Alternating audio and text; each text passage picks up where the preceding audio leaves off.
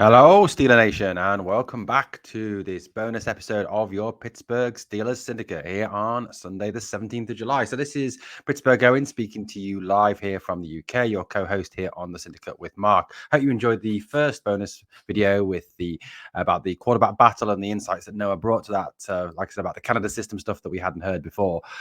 So, again, now we're going to talk about the wide receivers, which was something else we went into on the Britsburgh broadcast on my channel, Britsburgh Owen, last night. If you haven't subscribed to that, guys, please go subscribe.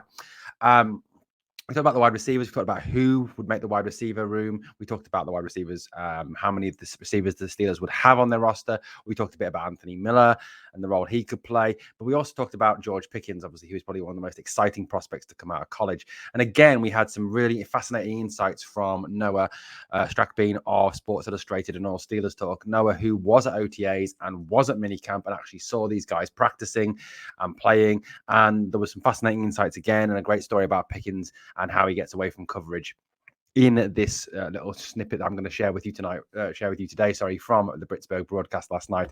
So, guys, stay tuned, listen to the whole thing. Enjoy what Noah has to say about the receivers and Donnie and Mark and myself, obviously, as well. And then I'll be back after this clip to just finish it off and talk to you again. So enjoy this clip, guys. Enjoy the wide receiver talk and keep listening all the way through, guys. Thank you for listening. Enjoy, boys. You put on the 53-man roster, Noah.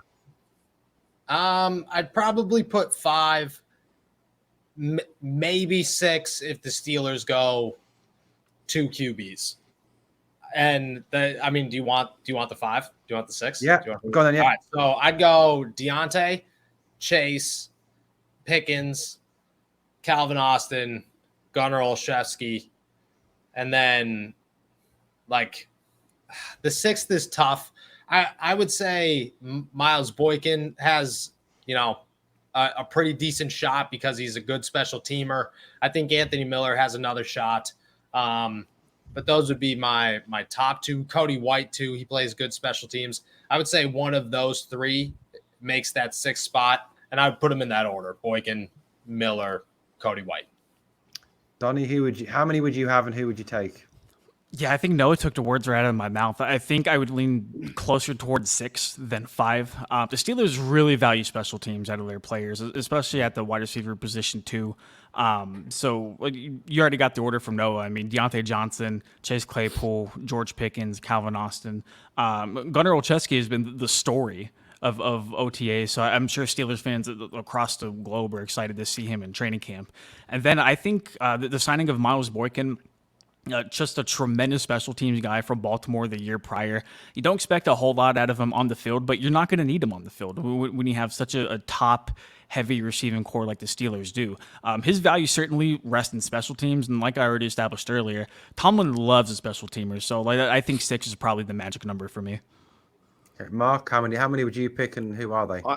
I think 6 as well, but I'm trying to if the 4 is Deontay, Chase Claypool, Pickens, and Austin, I think they're the 4 that have to be there, right? Because otherwise, if you lose Austin, you're crazy. But then, are we sure that Gunnar Olszewski is going to make the team? Because if someone else can fill in that role for kickoff return, is he going to be the best, receiver to get on the field? Will he be part of the offense for receiving wise? Because I do like what I see with Boykin as well. He's a tall fella, can go out there and play. Got to be injured with the Ravens, but can also do the gunner role position, like how Darius Haywood Bay used to play. And then maybe there's a chance where Anthony Miller or even Steven Sims to a certain degree, he used to be started a few games. I think he played with Washington. So there are 3 receivers there that could be the 5th and 6th. So to me, the spots are those 5th and 6th positions, depending on who's going to be the kickoff returner or the punt returner. If that's Olszewski and he's going to run away with it, then he'll get the job. But will he contribute to the receiving room at the 5th position? Because we know it's probably going to be Calvin Austin is the 4. So it all depends too. There's so many questions.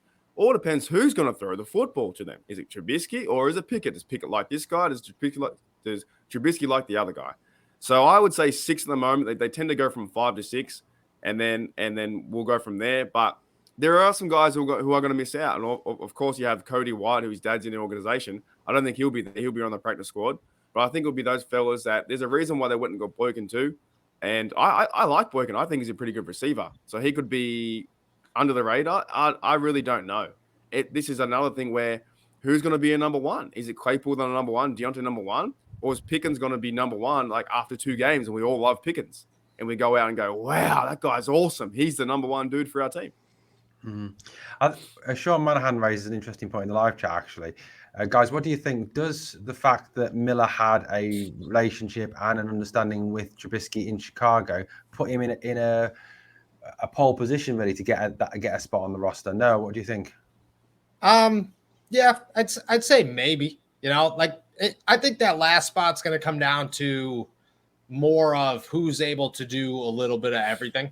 I think those first 5 guys will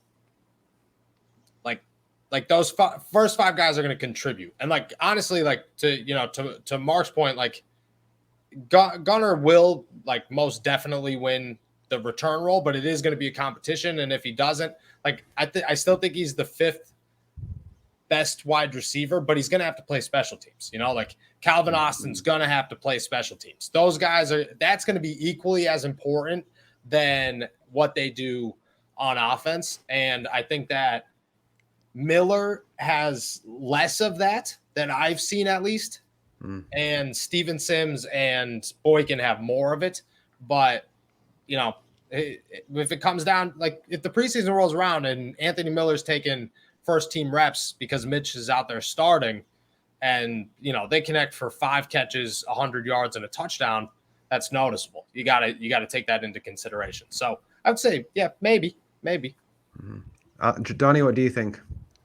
Kind of slim, to be honest, because whenever the Steelers brought him on last year, there's a little bit of excitement whenever, they went out and they signed Anthony Miller. And it's like, okay, well, maybe he could do something. The Steelers, wide receiving core at that time needed just a little bit more of a lift, from top to bottom. And a lot of people thought Anthony Miller would have been that guy. And it turns out he didn't touch the field.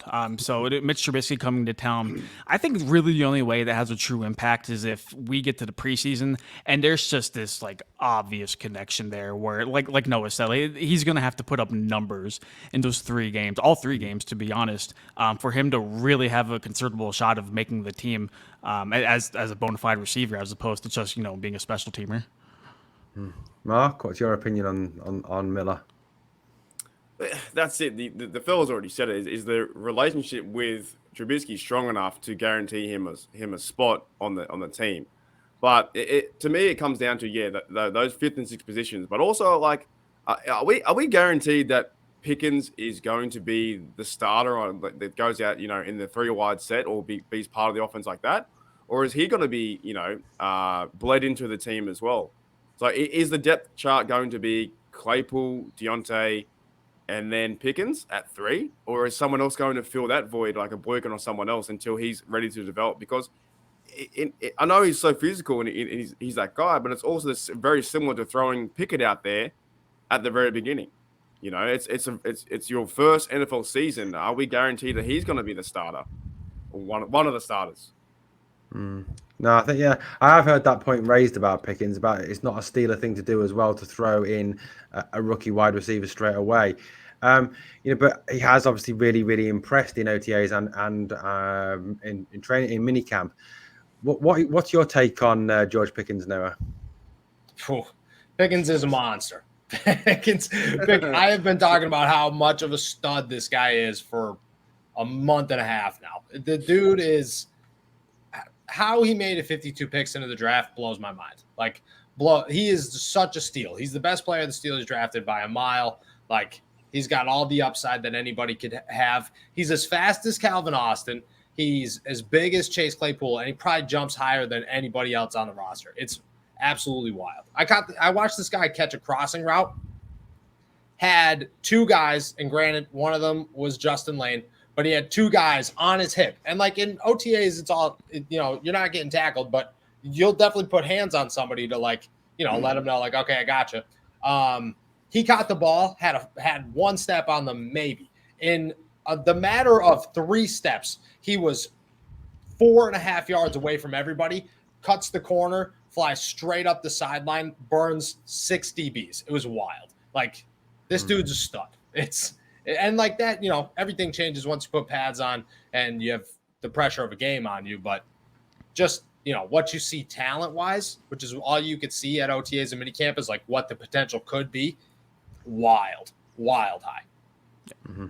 I gotta say, I agree with Noah. I mean, obviously, I didn't get the privilege of seeing him at OTAs and minicamp, only some bits and highlights. But certainly from watching the highlights I've seen of his time as a Georgia Bulldog, he just blows my mind. You watch his plays and you're just like, wow, he is amazing. Donnie, are you excited by him? Are you looking forward to seeing Pickens turn out for the Steelers this year? Oh no, yeah, count me in on the bandwagon, 1,000%, 1,000%. And I think when you get past Chase Claypool and when you get past Deontay Johnson, if you're just trying to look at talent and evaluate who's going to be that wide receiver 3, I think a guy who should have been a first-round pick if he didn't like to fight everybody on the field. Hey, gotta love it. I think, yeah, he's got that dog in him for sure. I think he's probably the most talented guy on the roster already, just in terms of being a receiver. I am a little bit worried about throwing him out kind of like fresh day one, but when you see the instant impact that guys like Justin Jefferson and Jamar Chase and all these stud receivers, you see that promise in George Pickens. Maybe not the superstar caliber like the guys I had just mentioned, but you see the ability he can have to impact the team in a positive way from day one. I don't think the Steelers are going to roll him out and expect him to go 7 catches for 120 and 2 touchdowns every week. I think Deontay Johnson and Chase Claypool should definitely handle those duties and kind of take a little bit of pressure off of him. But if George Pickens has a very, very good season, I will not be surprised at all. Definitely, I definitely agree. Mark, how do you feel about Pickens? What are you looking forward to seeing from him this season? Are we gonna change his number? Oh, Like, is he sticking with 14? Isn't that like a big curse? Limus Pickens. Limus Pickens. Perhaps he's going to break the curse of Limus Swede. I don't know. This 14 looks like a backup quarterback number, doesn't it? Yeah. It just looks a bit weird.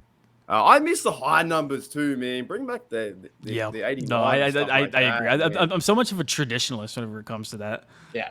Pickens should have took 84 when Rico Bussey got cut. Easy. Ooh, he walked out in 84. There'd be jerseys everywhere.